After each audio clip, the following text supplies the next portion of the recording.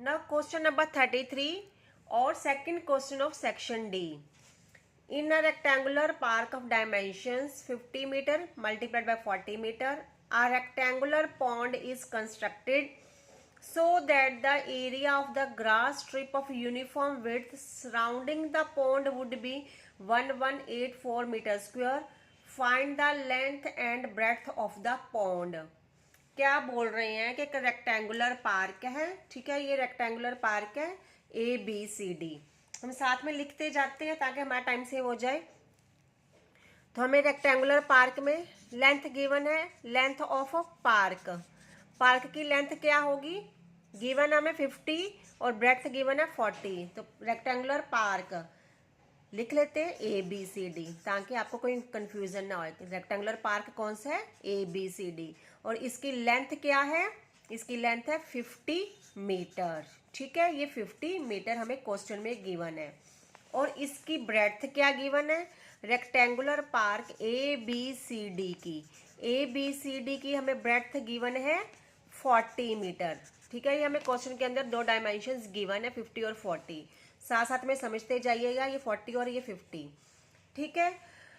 अब उन्होंने क्या बोल रहे हैं कि रेक्टेंगुलर पॉन्ड कंस्ट्रक्ट करना। उन्होंने इसके अंदर ये पॉन्ड है EFGH। तो EFGH क्या है, EFGH is a rectangular pond है, ठीक है। ये एक रेक्टेंगुलर पॉन्ड कंस्ट्रक्ट करना है उन्होंने इसके अंदर। बोल रहे हैं इसको इस तरह से कंस्ट्रक्ट करिए कि जो area of the grass strip of uniform width surrounding the pond would be 1184 metre square.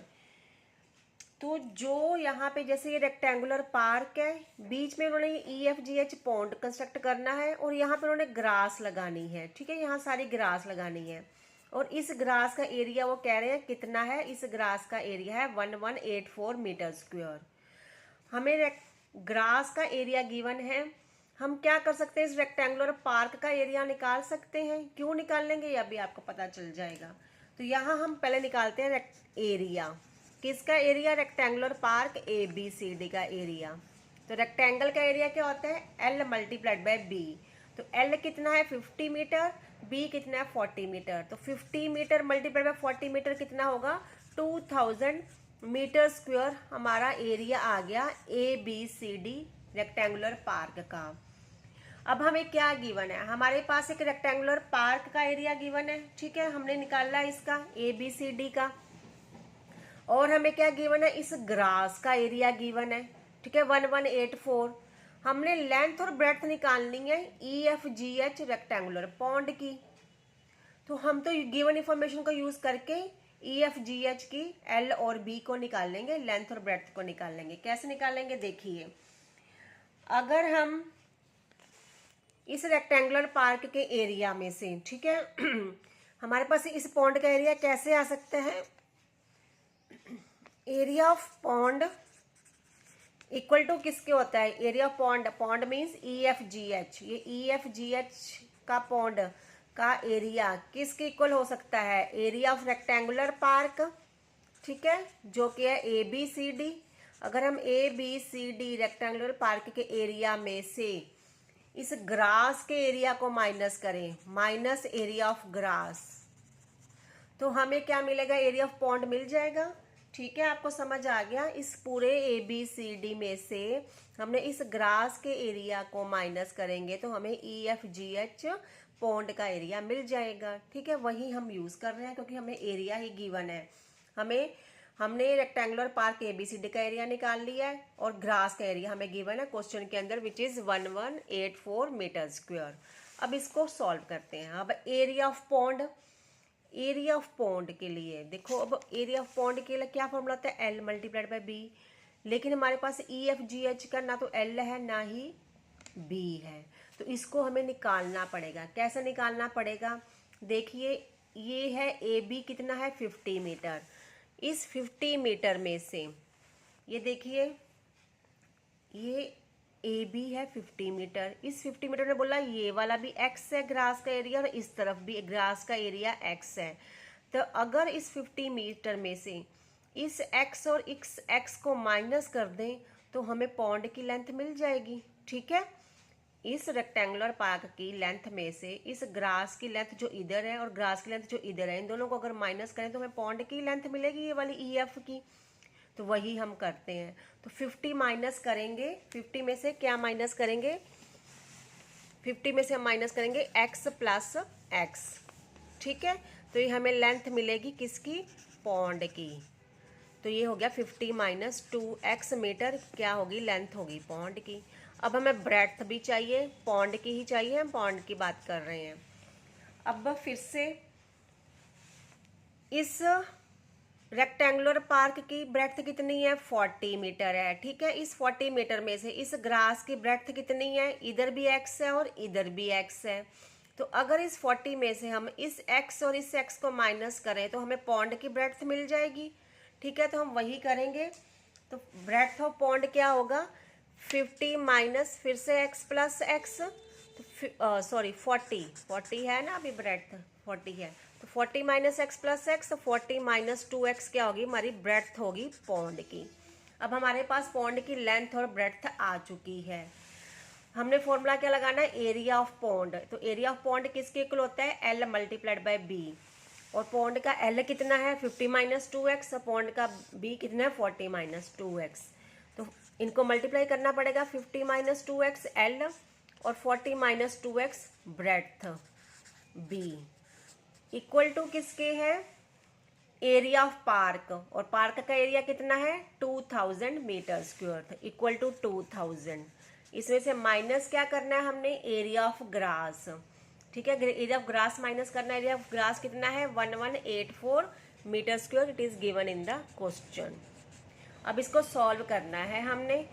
तो 50 को 40 से मल्टीप्लाई करेंगे, 2000 माइनस 50 को 2x से मल्टीप्लाई किया, माइनस 100x, माइनस 2x को 40 से मल्टीप्लाई किया, minus 80x, minus 2x multiplied by minus 2x क्या होगा, plus 4x square, equal to 2000 minus 1184। अभी हम इसको सब्ट्रैक्ट नहीं करेंगे, हम इसको ऐसे ही लिखते हैं।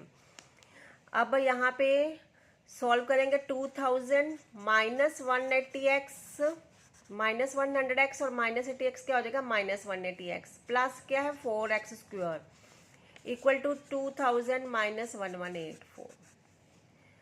अब यहाँ पे इसको सिंप्लीफाई करते हैं, 4x स्क्वायर को आगे ले गए, 4x square minus 180x equal to 2000 minus 1184। ये 2000 को हम इधर ले आते हैं तो ये नेगेटिव हो जाएगा, माइनस 2000, ठीक है। अब 4x square minus 180x equal to 2000 cut हो जाएगा तो ये आ गया 1184। अब इसमें से हम 4 कॉमन लेंगे तो x स्क्वायर माइनस 180 को 4 से डिवाइड करेंगे तो आएगा 45x इक्वल टू क्या आ गया, 1184। अब क्या है, 4x स्क्वायर, ये 1184 माइनस क्या है ना, यहाँ पे माइनस लगाते जाते हैं साथ में, minus 45x is equal to minus 1184।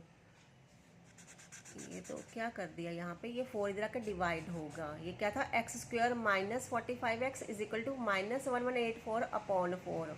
तो x square minus 45x equal to, इसको डिवाइड करेंगे तो हमारे पास आएगा माइनस 296। अब है x स्क्वायर माइनस 45x, ये इधर आ जाएगा तो ये प्लस हो जाएगा, प्लस 296 इज इक्वल टू 0। अब हमारे पास एक इक्वेशन फॉर्म हो गई है, इस इक्वेशन को हमने सॉल्व करना है और x की वैल्यू निकालनी है। अब यहाँ पे आपको फैक्टराइजेशन करना पड़ेगा। फैक्टराइजेशन पता है आपको कैसे करते हैं, ये a है, ये b है और ये c है, c और a को मल्टीप्लाई करना है, c और a, c है 296, a है 1, तो 296 मल्टीप्लाई बाय 1 क्या होगा, 296 होगा। तो हमें ऐसे दो नंबर्स चाहिए जिनको हम मल्टीप्लाई करें 296 आ जाए, प्लस या माइनस करें तो माइनस 45 आ जाए। तो वो कैसे करेंगे वो हम देखते हैं यहाँ पे।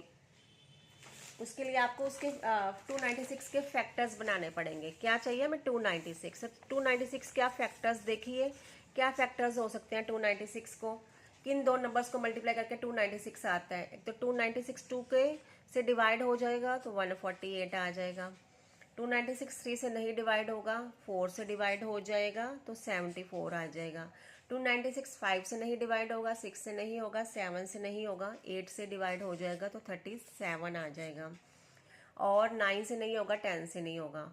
अब देखिए इनमें किन दो नंबर्स को, किसी दो नंबर्स को ऐड या सब्ट्रैक्ट करने पर 45 आ रहा है। इनको ना तो ऐड करके 45 आता है, ना ही सब्ट्रैक्शन से, इसको भी नहीं। लेकिन अगर हम 37 और 8 को ऐड करते हैं तो हमें 45 मिलता है, और इनको मल्टीप्लाई करने पे भी हमें 296 मिल रहा है। तो हमारे फैक्टर्स क्या होंगे, 8 और 37। कैसे यूज़ करेंगे इसको, ये अभी हम देखते हैं। ये आपको पता चल गया 8 और 37 हमारे फैक्टर्स हैं।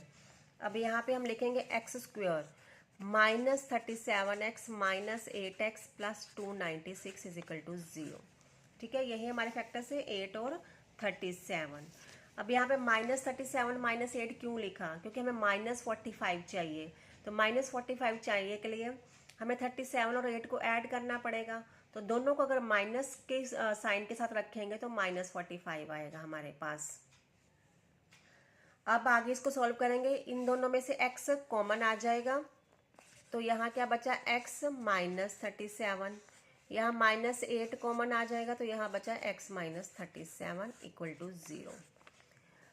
अब हो गया ये x माइनस 37 और यहाँ हो गया x minus 8 equal to 0, x minus 8। तो यहाँ x माइनस 37 इक्वल टू 0 करेंगे तो x की वैल्यू आ जाएगी 37।